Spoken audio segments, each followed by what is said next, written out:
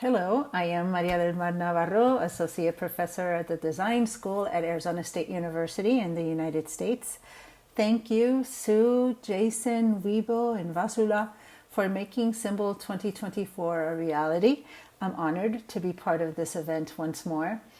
The topic of my last symbol group presentation focused on the Vienna method of pictorial statistics and pictorial accounting techniques from the 16th century colonial Mexico.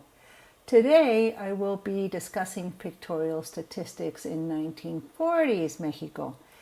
What interests me about this topic of pictorial numeracy is the efficacy of the message and the use of signs such as symbols, indexes, and icons to create messages that are engaging, comprehended, and memorable.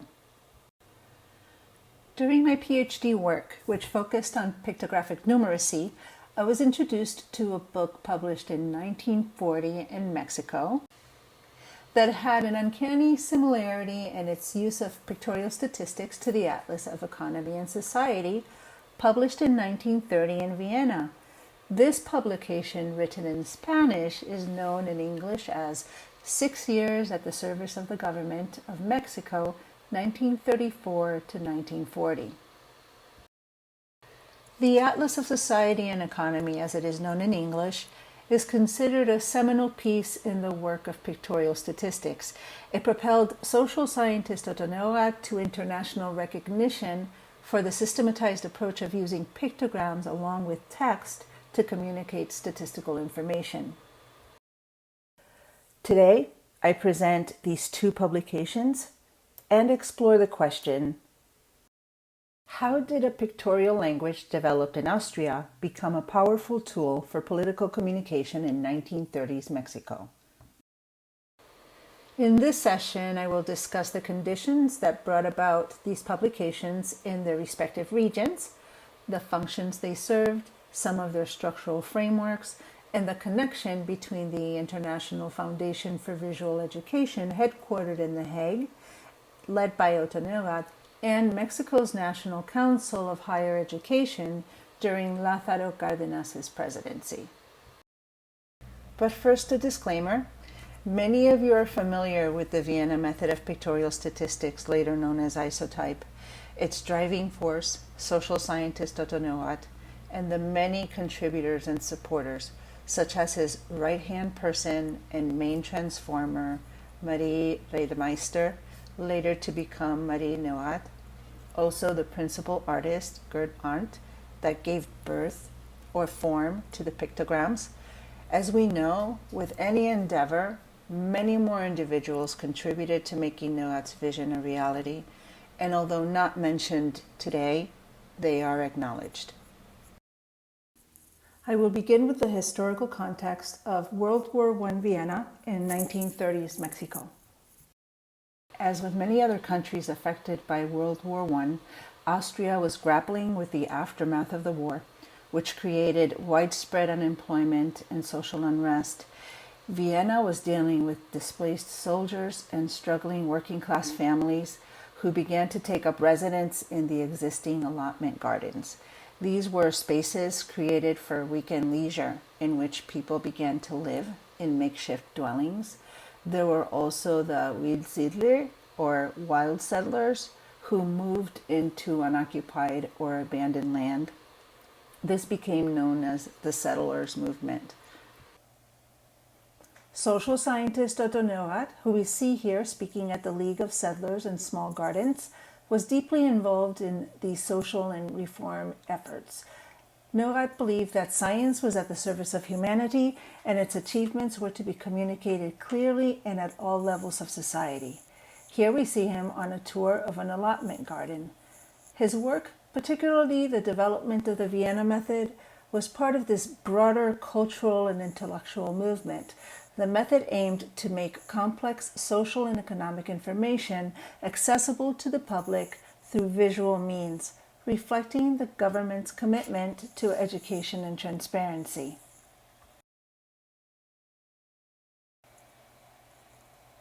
Crossing space and time, we head to 1930s Mexico. Lázaro Cárdenas served as president of Mexico from 1934 to 1940. The country was still recovering from the Mexican Revolution, and Cárdenas aimed to fulfill the revolutionary promises, focusing on empowering the rural communities in the country. The Cárdenas administration focused on the redistribution of land, the nationalization of oil, the establishment of labor rights, and education reforms providing access to education to the children of the rural agricultural workers. This overview of the conditions in Vienna and Mexico take us to the publications 6 years at the service of the government of Mexico and the Atlas of Society and Economy. Since these titles are a mouthful, moving forward I will refer to them as 6 years and the Atlas.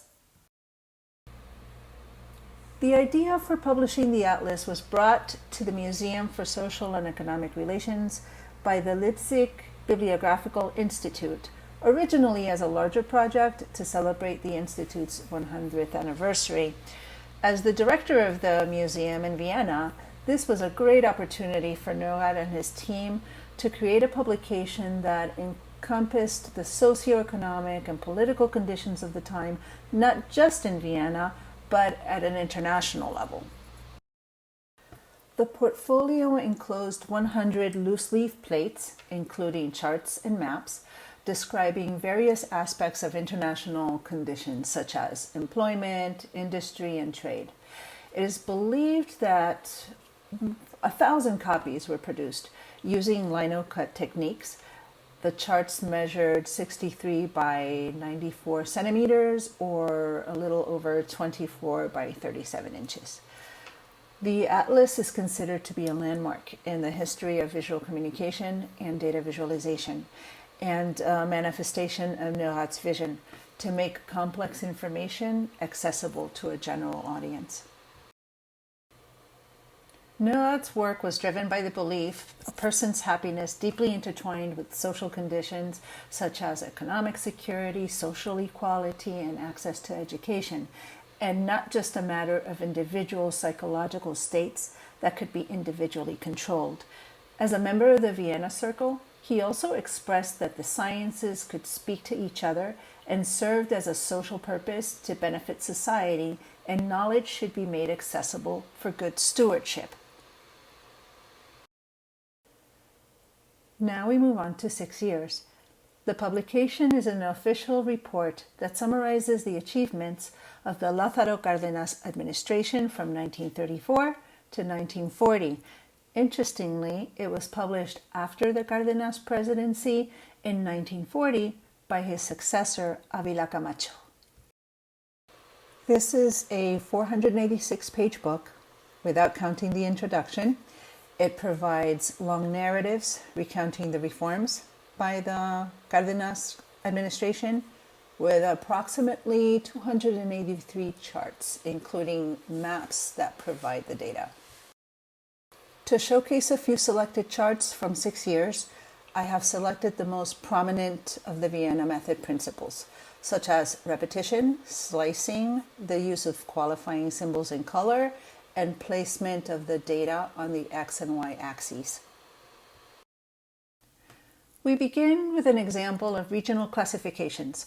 The approach that the Vienna method used to distinguish different cultural groups was also applied in 6 years in various charts. In this chart from the Atlas titled Powers of the Earth, the pictograms representing different ethnicities are signaled through the qualifying symbols of headdress and color fill. The consistency of these pictograms is in the form of the human. If placed one on top of the other in layers, we would see that the human form is consistent as well as symmetrical, which helped with slicing to adjust for quantities. In this chart from 6 years, titled Languages Spoken by More than 20,000 Inhabitants, the various languages are signaled by the qualifying symbols in the headdress and clothing, while the color choices are most likely arbitrary.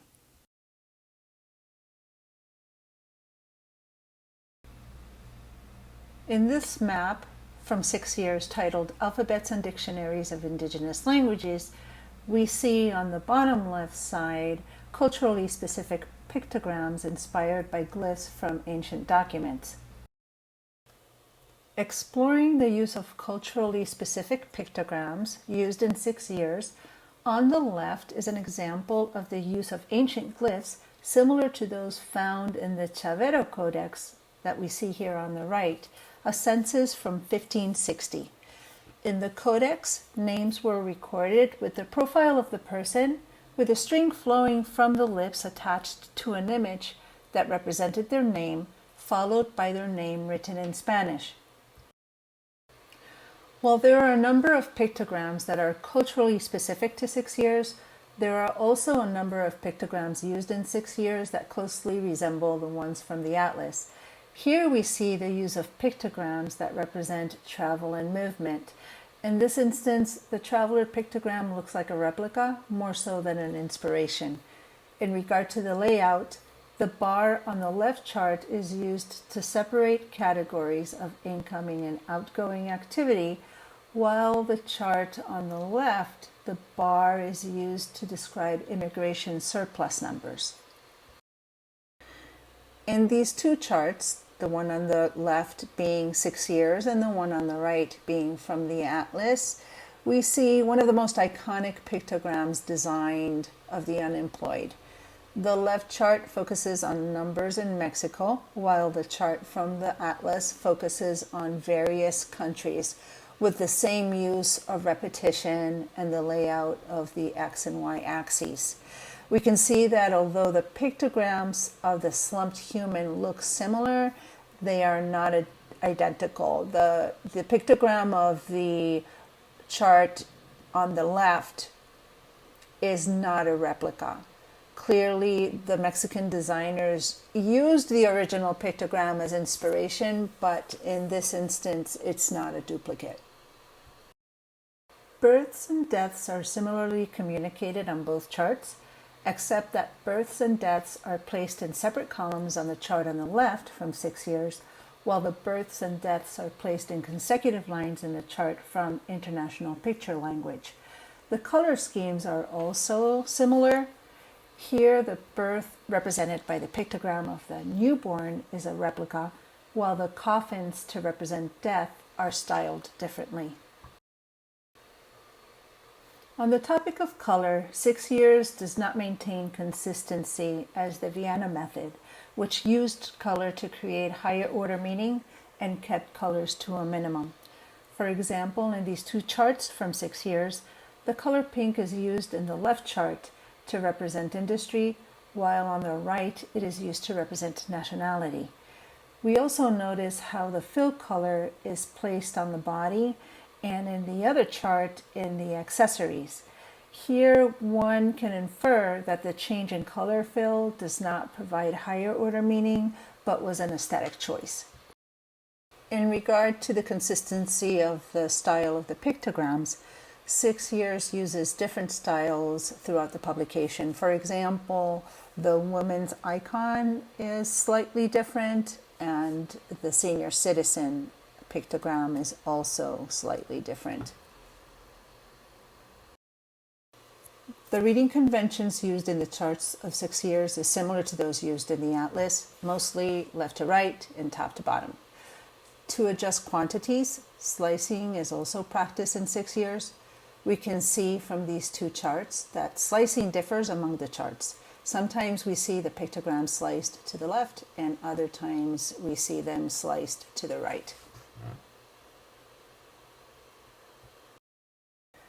Toward the end of 6 years, there's a notable mention of the International System of Graphic Exposition.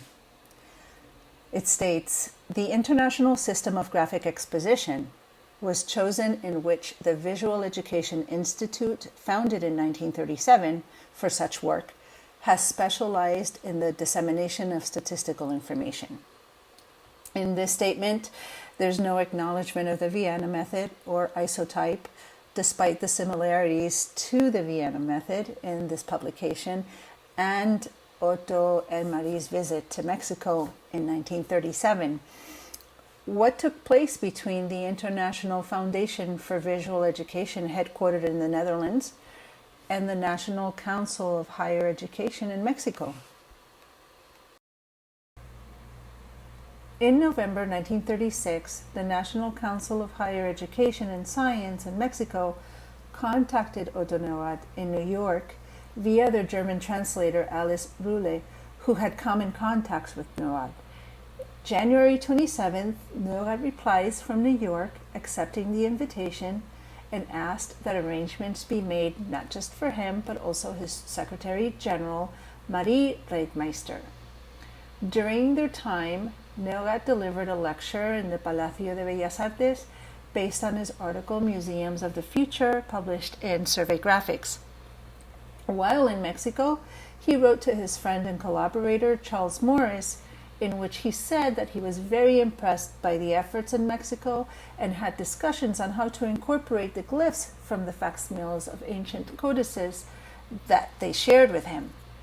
Marie also details their trip to Mexico in her memoirs. During their stay, Otto lectured on technical museum practices and Marie sketched illustrations that were projected during presentations. They visited a silver mine and pyramids. They also met people and celebrated. At one point, they even considered immigrating to Mexico. Neurath invited the Mexican representatives to travel to the Netherlands to see their work. He also offered to provide them with materials free of cost. Clearly, he was under the impression that they would continue working together, but by December of that year, it seemed that that would be his last letter to the council, as they never responded. According to scholar Dr. Maria Luisa Riquelme, who I spent time with in Mexico City this past March, there were 2 exhibits that took place, but to date, there is no evidence or pictures of the events. So it is unclear what the exhibits looked like and if the Vienna method was applied. We do know, however, that the book is evidence of the influence of the Vienna method.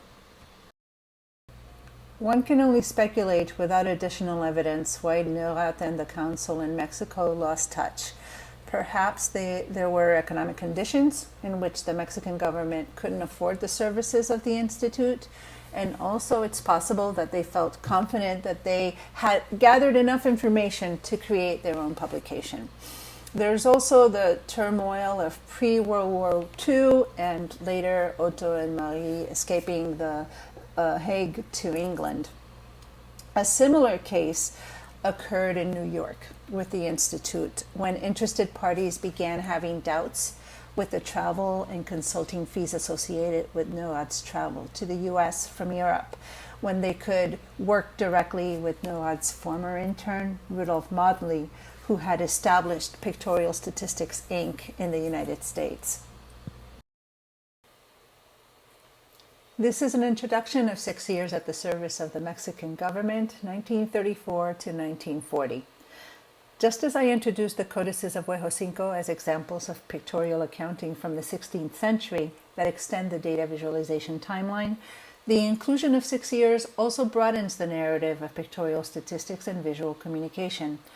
Although 6 years does not follow the formal conventions of the Vienna method in its entirety, this publication is evidence of the influence and reach of the Vienna method and Isotype, and I propose that this publication parallels the Atlas of Society and Economy as another example of the most comprehensive publication of pictorial statistics identified thus far in the Spanish language. It would be amazing to see additional examples from around the world. Thank you for your time, and I hope you enjoyed this presentation.